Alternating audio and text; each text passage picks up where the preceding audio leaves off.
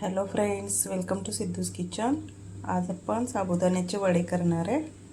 तर मागच्या वेळी मी जे वडे केले होते साबुदाण्याचे, ते साबुदाणा असाच फक्त भिजवून घेतलेला, पण आता हा साबुदाणा मी भिजवलेला तो मिक्सरमधून थोडंसं बारीक करून घेणार आहे। तर हा साबुदाणा, त्यासोबत हिरवी मिरची, त्यानंतर शेंगदाणे भाजलेले, त्याच्यानंतर थोडेसे जिरे, त्याच्यानंतर थोडंसं साखर थोडीशी आणि चवीनुसार मीठ टाकायचं आहे।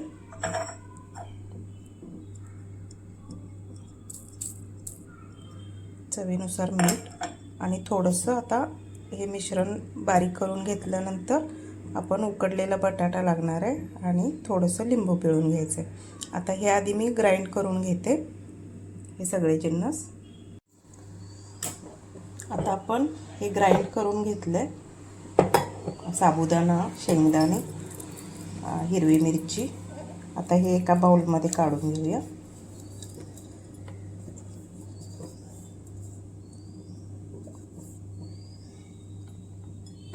आता हे एका बाउलमध्ये काढून घेतलं। आता ह्याच्यामध्ये आपण मॅश केलेला बटाटा टाकूया, उकडून मॅश केलेला। हा उकडलेला बटाटा मी खिसणीवर खिसून घेतलाय, तो याच्यामध्ये मिक्स केला। त्याच्यानंतर थोडंसं आता बाकीचं सगळे जिन्नस घातलेले आहेत आपण। आता थोडा लिंबू पिळूया। तुम्हाला उपासाला चालत असेल तरच लिंबूचा रस टाका, नाहीतर नाही टाकला तरी चालेल। आता हे मिश्रण व्यवस्थित असं मिक्स करून घ्यायचं। आता बाकीचे सगळे जिन्नस आपण ग्राइंड करताना टाकलेलेच आहे। आता ह्याच्यात जर तुम्हाला सुकामेवा टाकायचा असेल तरी टाकू शकता। आता थोडंसं ह्याच्यात अगदी थोडंसं मी पाणी टाकणार आहे, अगदी घट्ट आहे ते। थोडंसं पाणी टाकूया।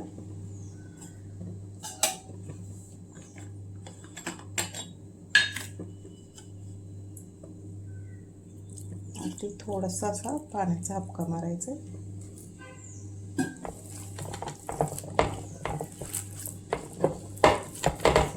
एकदम पण पाणी भसकन ओतायचं नाही।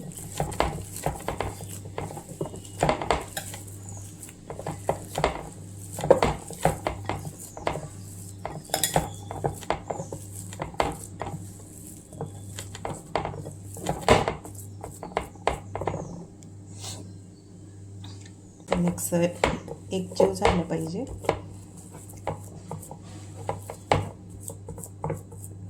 तर हे बघा, आपलं हे मिश्रण वड्यांसाठी तयार आहे। तर आता काय करायचं आहे, तेल गरम करायला ठेवलेलं आहे। तर जसे आपल्याला आवडतील तसे छोटे मोठे वडे तळून घ्यायचे। हे बघा, तुम्हाला छोटे पाहिजे असतील तर छोटे तळून घ्या, करून घ्या।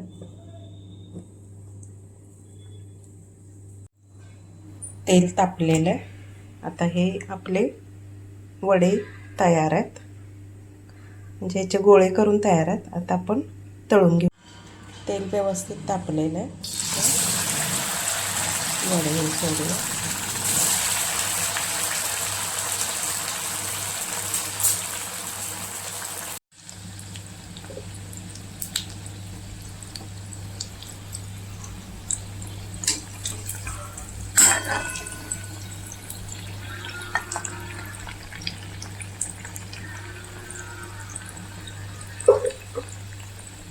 अगदी कमी गॅसवर तळायचे, म्हणजे थोडंसं गॅस जास्त पण कमी नाही आणि एकदम पण मोठा नाही ठेवायचा, म्हणजे आतून व्यवस्थित हे तळली जातात।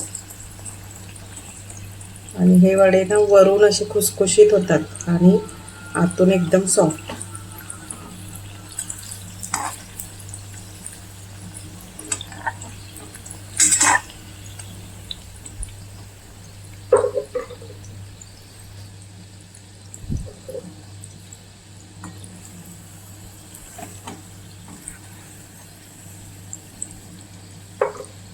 आता हे व्यवस्थित तळू दे. तर आपले हे वडे तळून तयार झालेले आहेत. आता काढून घेऊया. अगदी छान असे लालसर कलरवर वडे तळून घ्यायचे.